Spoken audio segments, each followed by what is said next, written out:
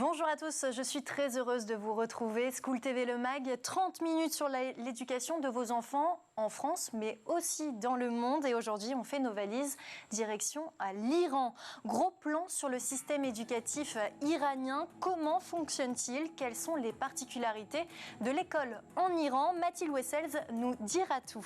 L'Iran a dû faire face à l'épidémie de coronavirus et ça n'a pas été sans impact sur le système scolaire. Vous le verrez. Et depuis le mois de septembre, l'Iran est le théâtre de manifestations. Depuis la mort de Mahsa Amini, les étudiantes, mais aussi les écolières, les collégiennes et les lycéennes se révoltent contre le régime.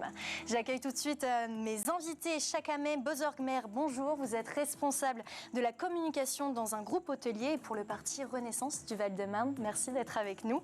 Et Fahimé Robiol, chargé de cours à l'ESSEC à l'université de Téhéran et de Kaboul. Et sans plus tarder, voici la loupe de Mathilde Wessels.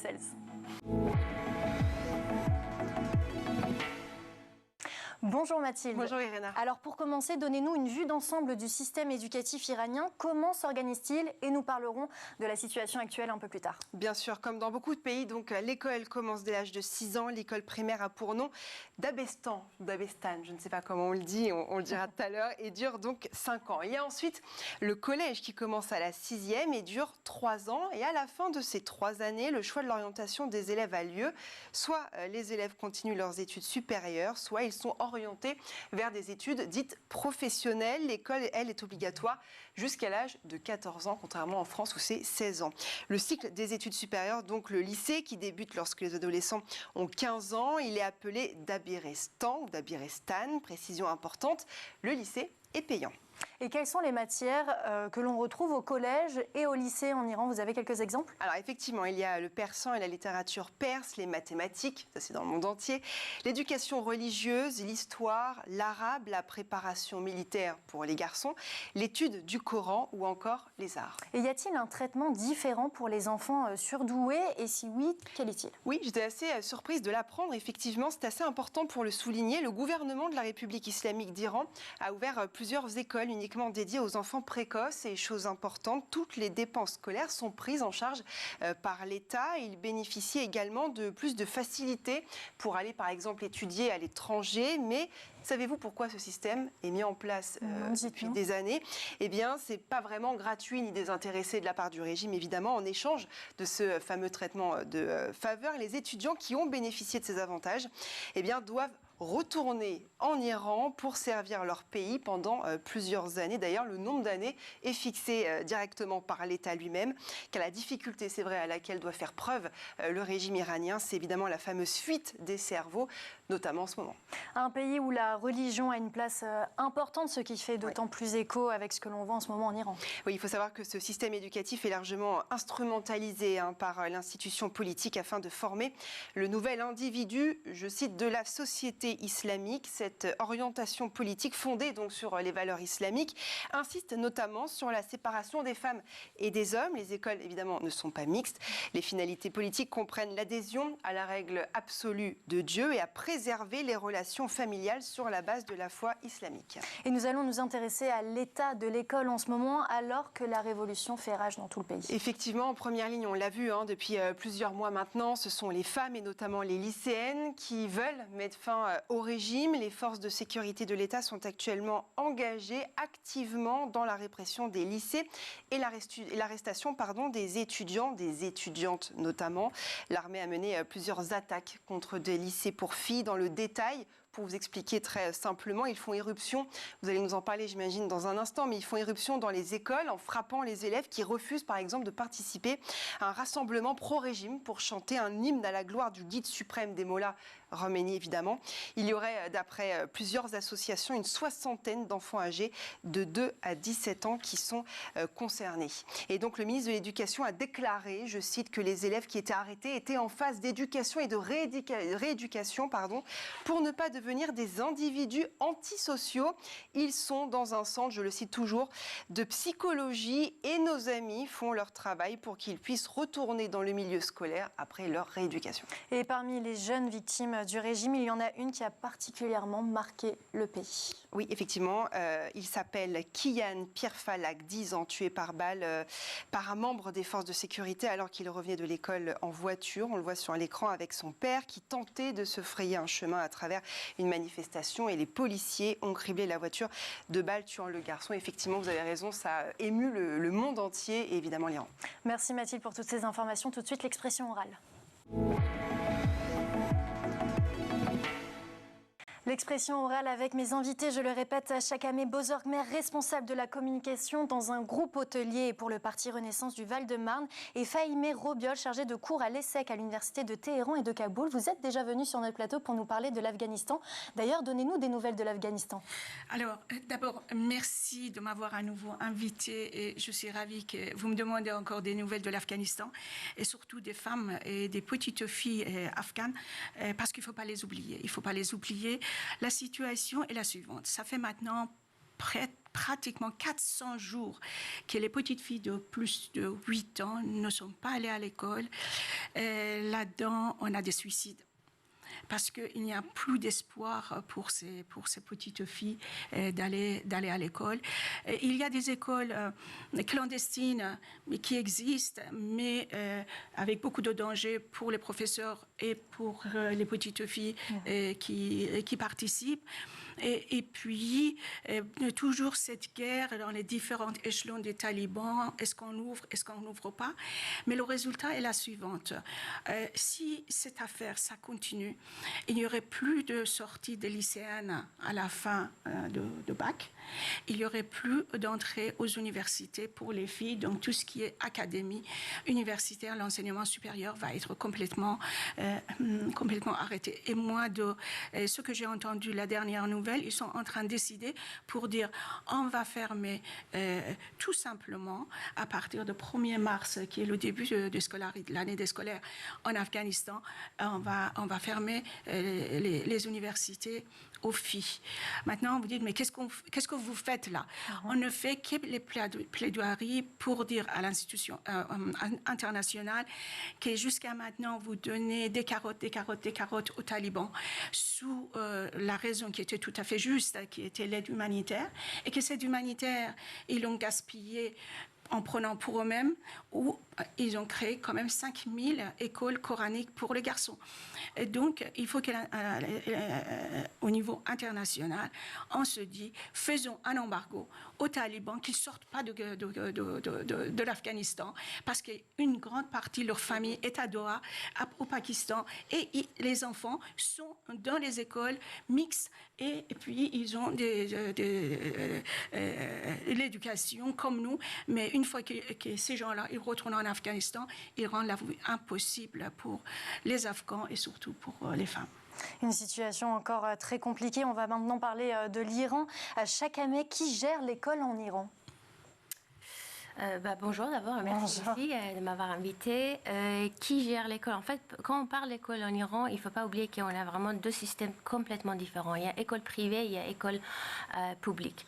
C'est tout à fait, en fait, normal, entre guillemets, que depuis la révolution en Iran, c'est l'État, il n'y a rien qui échappe de l'État, et surtout de pédagogie islamique. Donc, dans les écoles publiques, forcément, tout est contrôlé par l'État. Quand j'ai dit tout est contrôlé, ça veut dire que vraiment il y a une pression sur les enfants aussi, sur les élèves, par rapport aux études islamiques, religion, etc. Dans les écoles privées, surtout des 10 dernières années, c'est totalement différent. La raison, parce que c'est quasiment 10 à 15 fois plus cher inscrits dans cette école. Déjà, c'est pas tout le monde qui peut envoyer leur enfant dans ces écoles.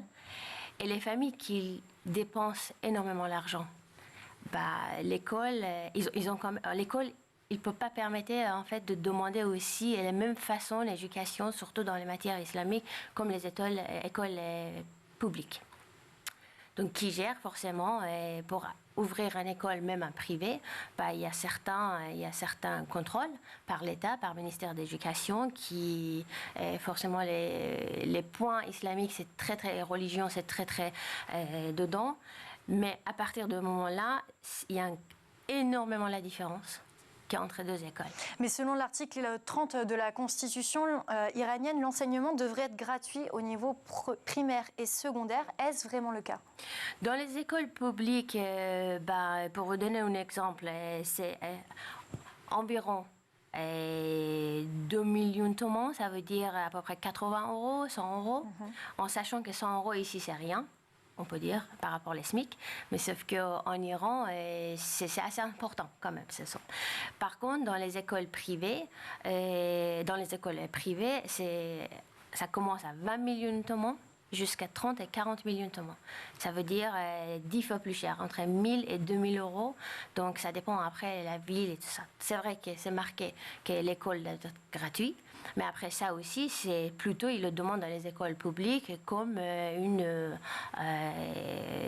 par rapport aux dossiers. Ça, c'est pas pour eux, c'est gratuit, mais ça, c'est vraiment les frais de dossier. C'est plutôt comme ça. Mais comme je vous ai dit, aujourd'hui, il y a beaucoup plus d'écoles privées, surtout dans les grandes villes.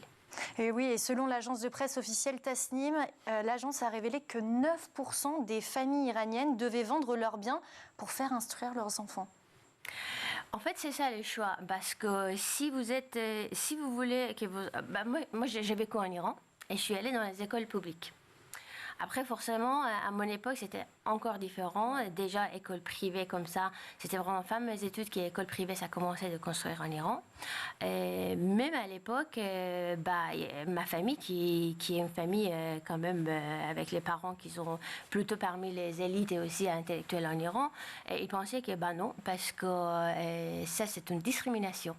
Donc il faut que vraiment tous les enfants ils vont dans les écoles publiques. Après, c'était plutôt comme ça. Ce qui est passé en fait dans la société est que on a une grande différence aujourd'hui par les différents types de sociétés en fait, et on a beaucoup de nouveaux riches. Parce que oui, une famille qui ne gagne pas énormément, ça m'étonne que quand même il vende son appartement et son maison pour envoyer son enfant, parce que c'est que un an qui a le prix de 20 millions de tomans. Après, pendant 14 ans, 16 ans, ça m'étonne. Mais par contre, les familles qui sont assez riches, ils le mettent là parce qu'après, ils sont tranquilles que dans les écoles, par exemple, rien que par rapport aux horaires, dans les écoles publiques, c'est 8h jusqu'à midi. Dans les écoles privées, des fois jusqu'à 16h et 17h parce qu'il y a les cours anglais, français, les sports, etc. Et ces cours-là, il n'y a pas dans l'école publique? Non.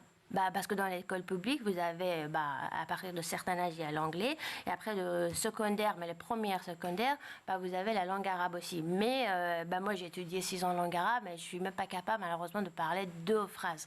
Donc, vous voyez qu'il y a la différence. Que si, par contre, anglais, c'était pareil. Si j'ai resté qu'avec les anglais qu'on avait dans l'école, je n'arrivais pas à parler anglais. Mais je parle bien anglais parce que j'étais dans les cours extra qui payaient avec notre frais en fait. Mais après au nombre des élèves aussi, que c'est important de le dire, parce que dans les écoles publiques, ils ont entre 30 et 40 élèves par cours dans chaque classe, que dans les écoles privées, ils sont entre 10 et 12 maximum. Donc, vous voyez la différence, que comment elle peut travailler. Donc, oui, après, peut-être il y a certaines familles qui préfèrent quand même de vendre son bien, mais ça m'étonne qu'il y a il y a majorité. Fahimeh, que vaut le système éducatif iranien aujourd'hui? Alors, le système éducatif d'aujourd'hui a créé une cassure incroyable dans la société par rapport à ceux qui sont riches, comme vous l'avez dit. Mais moi, je connais un certain nombre des écoles où, même en France, on n'a pas tous ces moyens-là. Donc, ces enfants-là, ils doivent impérativement avoir également toutes les leçons de religion, etc. Sinon, ils ne peuvent pas entrer dans les universités, même si les plupart vont partir à l'étranger. Mais de ce côté-là, vous avez, à cause des problèmes économiques, vous avez plus en plus des parents qui ne peuvent même pas acheter des livres et des cahiers pour envoyer leurs enfants à l'école primaire. Et ça, on le voit dans les régions comme Sistan-Baloutchistan, on les voit dans le Kurdistan, etc. Donc, on voit bien que même la partie qui était obligatoire, maintenant, à cause des problèmes économiques, moi je ne parle pas de la situation d'aujourd'hui, et nos enfants ne peuvent pas aller à l'école et que très rapidement ils entrent dans le travail des enfants, ce qui est plus en plus dans les grandes villes. On voit les petits garçons, les petites filles qui sont en train de ramasser les poubelles, chercher dans les poubelles les matières recyclables pour les vendre. Ceci a créé une sorte de mafia qui est également dirigée par ces nouveaux riches dont vous en avez parlé, qui sont proches du régime.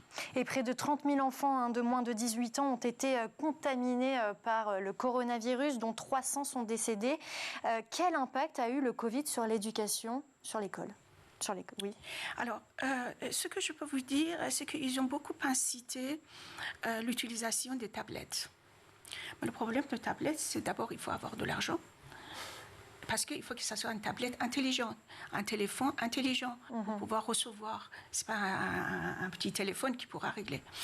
Donc, j'ai des photos incroyables de ces petits enfants qui vont en haut des collines. Parce qu'après, il faut capter. Il faut capter le réseau pour, ensemble, avoir un téléphone qui fonctionne pour pouvoir écouter. Donc, il y a eu tellement de choses et on a eu des suicides des petits qui, parce que les parents ne pouvaient pas les acheter, des tablettes ou des téléphones intelligents, qui ont préféré de suicider.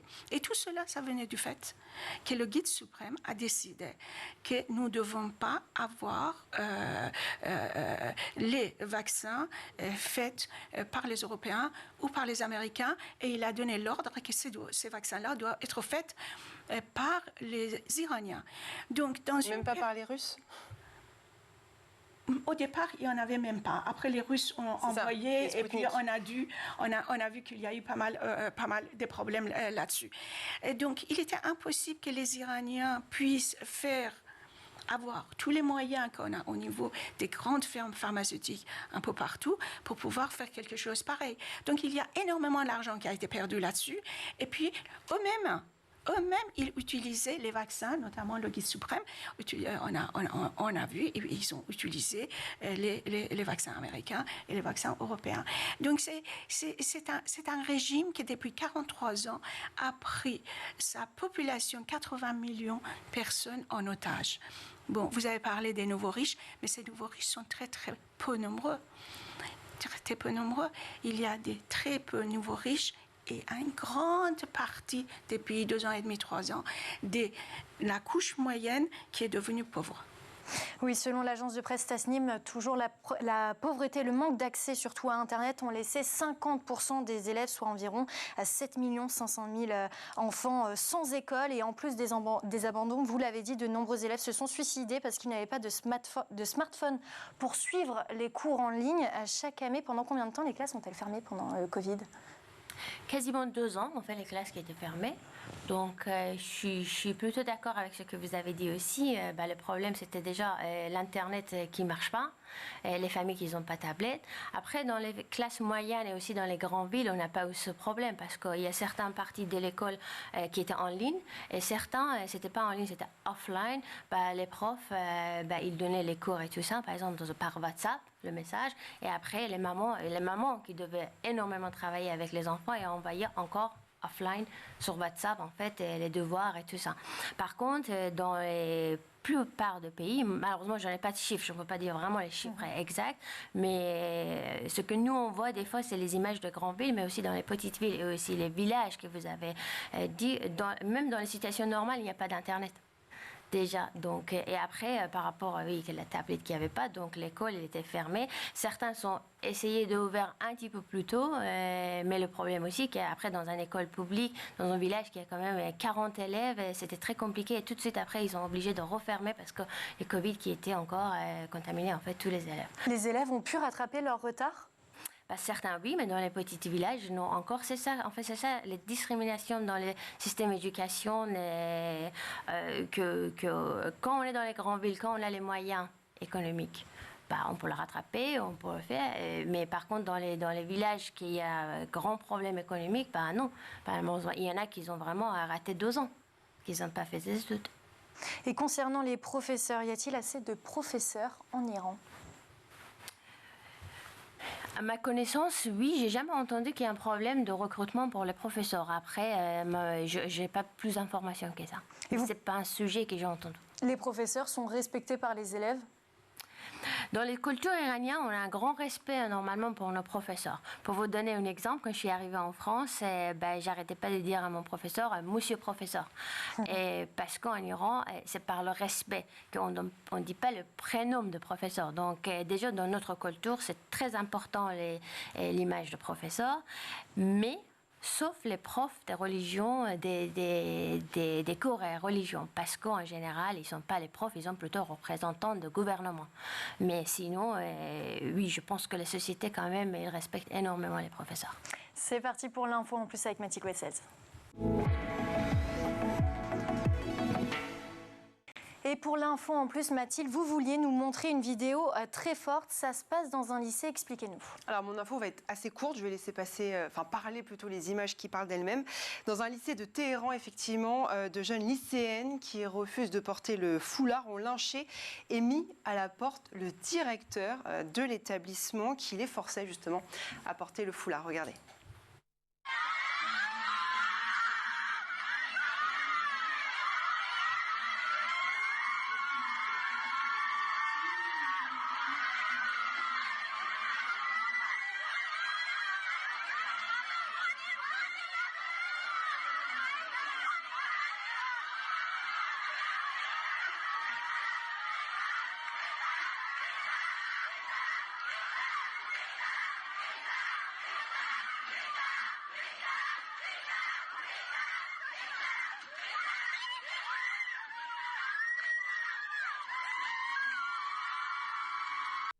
Voilà, vous voyez ces images complètement dingues en fait des élèves, des jeunes filles qui arrivent à mettre à la porte le directeur du lycée. Moi j'ai une question pour vous deux, peut-être que vous pouvez me répondre. Aujourd'hui en France on n'arrive pas trop à comprendre, c'est-à-dire que cette révolution naît des femmes, c'est une évidence, mais est-ce que c'est pour la liberté de porter le foulard ou non ?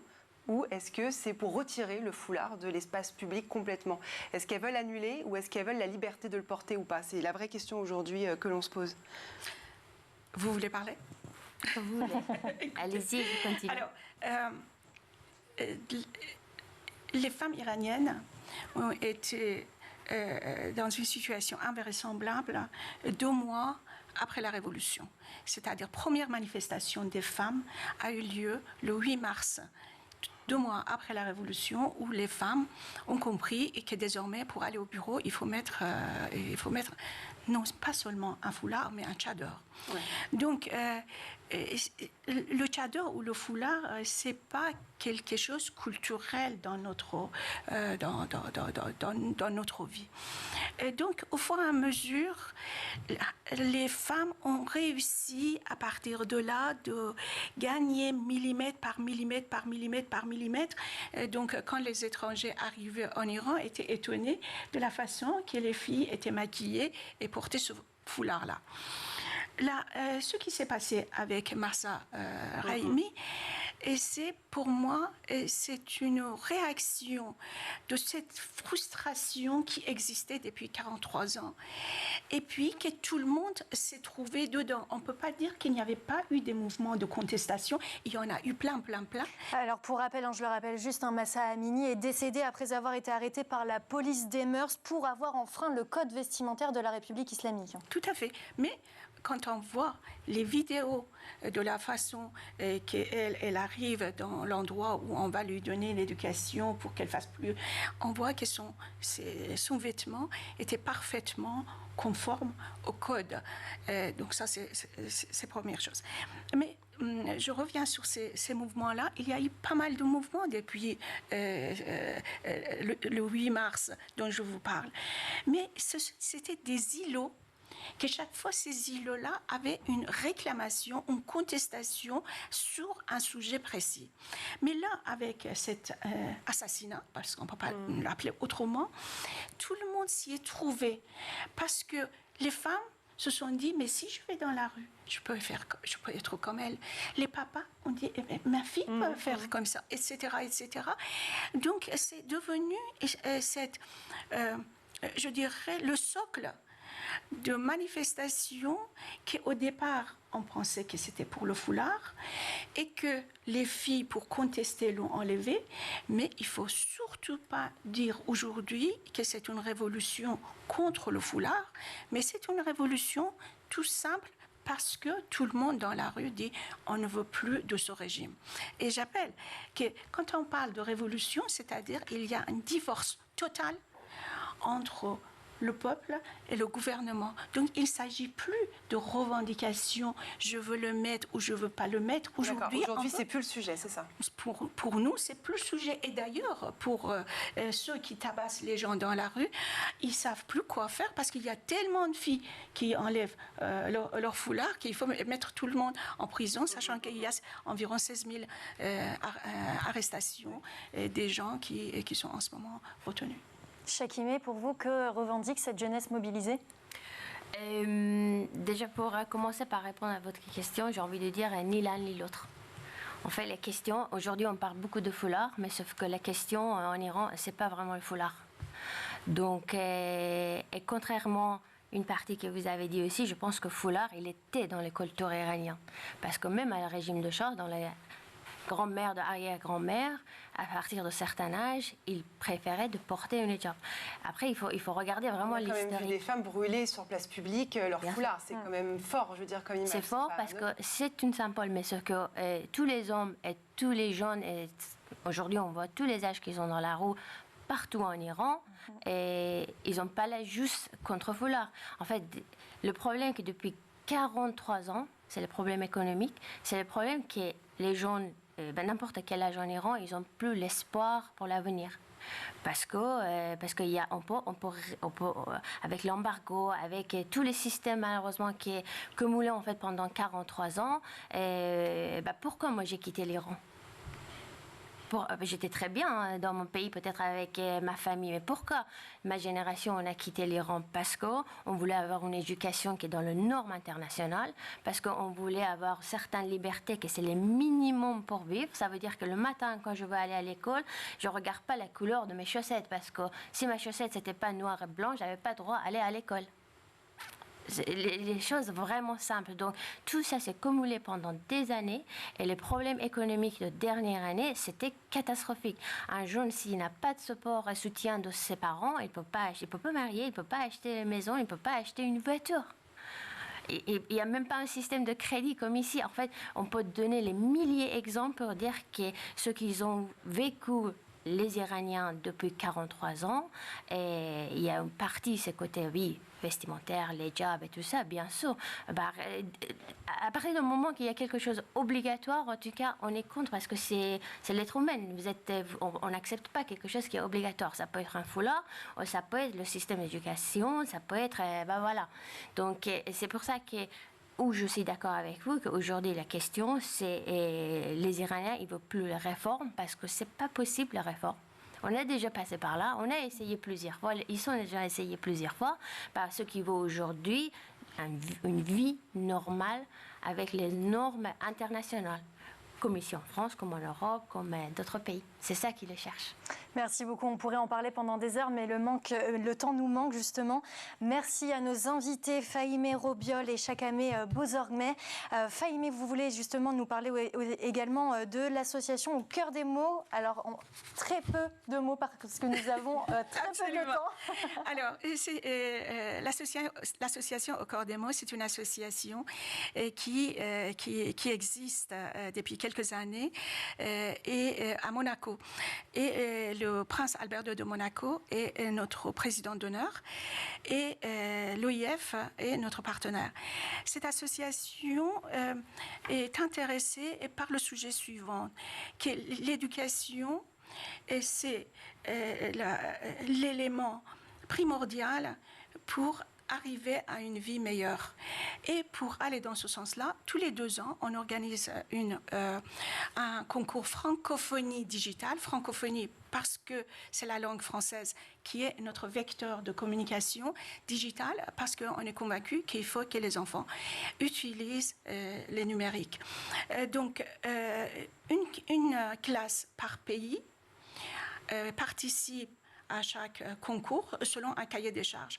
Et toutes les œuvres des enfants vont arriver à Monaco, vues par un jury prestigieux. Et puis les 5 premières écoles, selon des critères qui ont été déterminés par des jurys, vont venir à Monaco et recevoir leur prix de la main du prince Albert II de Monaco. Ce qui est le plus important, au-delà de ces cérémonies-là, c'est que l'ensemble des œuvres sont regroupées par concours dans un recueil que je vous le montre. Et ça, c'est pour le 2e concours. Et bien plus haut. Voilà, très bien. Pour le 3e concours, et dans lequel il y a les noms des enfants, les pays, les classes, et envoyé à chaque enfant qui a participé à ce concours. Et vous reviendrez sur notre plateau pour en parler plus précisément. Merci beaucoup et merci à vous de nous avoir suivis. Merci Mathilde. Merci beaucoup. On se retrouve lundi, même heure, sur School TV. Merci beaucoup.